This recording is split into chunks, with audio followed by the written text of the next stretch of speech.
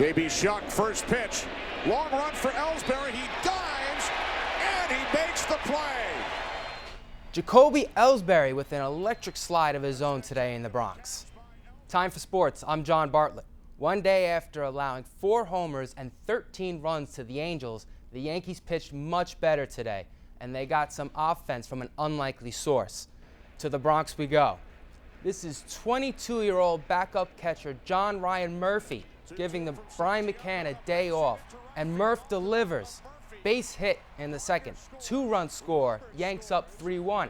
Angels tied it at 3, but in the 5th, Murphy's Law comes through again. First big league home run, Yanks regain the lead 4-3. Top 8th, Angels with 2 on. Former Yankees Raul Ibanez, so clutch for the Bombers, not today. Matt Thornton gets the out. And then in the 9th, Dave Robertson to the close. Tying run on second, Robertson gets the strikeout. Bombers gets the win, 4-3. Meanwhile, the Mets have won 5 of 6, and they host the Marlins tonight at Citi Field. The Mount Sinai girls lacrosse team has the longest winning streak in the state, 30 games. To get that number 31, they'd have to get through Connecticut Power Cannon in Long Island, Connecticut Challenge. The girls from the Nut State take 1-0 lead, but here comes the Mustangs. First, Cheyenne Pyrrhic ties the game at 1.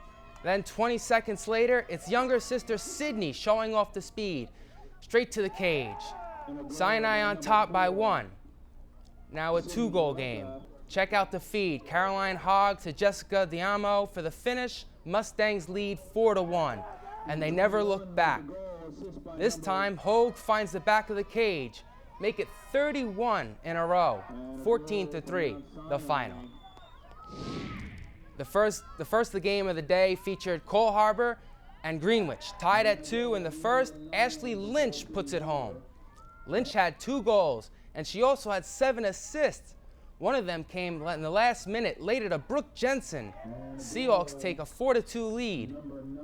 Later in the half, Jensen finds Samantha DeBellis for one of her 3. CSH wins 15-5.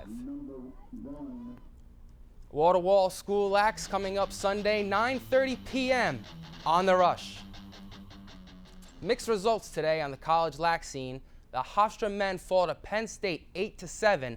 Hofstra is still the number 1 seed and will host Delaware next Wednesday in the CAA semis.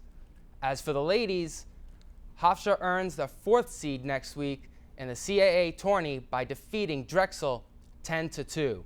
Stony Brook loses to Vermont 8-7 in overtime, but the Seawolves are still the top seed in the America East and will face UNH next Friday at Stony Brook.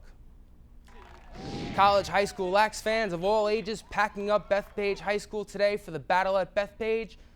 Cornell versus Princeton. John Hogan for the Big Red with the goal. Cornell takes it 12-10. The best of 7 series between the Rangers and Flyers is now the best of 3 after the Rangers blew a golden opportunity last night in Philly. Rangers grabbed a 1-0 lead but never scored again. Flyers respond with 2 straight, and the game winner on this, Jake Voracek power play goal. Rangers outshot the Flyers 38-25, but lose 2-1. Game 5 Sunday at the Garden. We did a lot of good things, but the difference tonight is special teams. They beat us with 1 goal in that department, and that's the difference. Just like I said, I think the biggest thing was we didn't get to second and third opportunities to Mason, and didn't make his first game back too tough as far as traffic and screening. I'm John Bartlett. That's it for sports.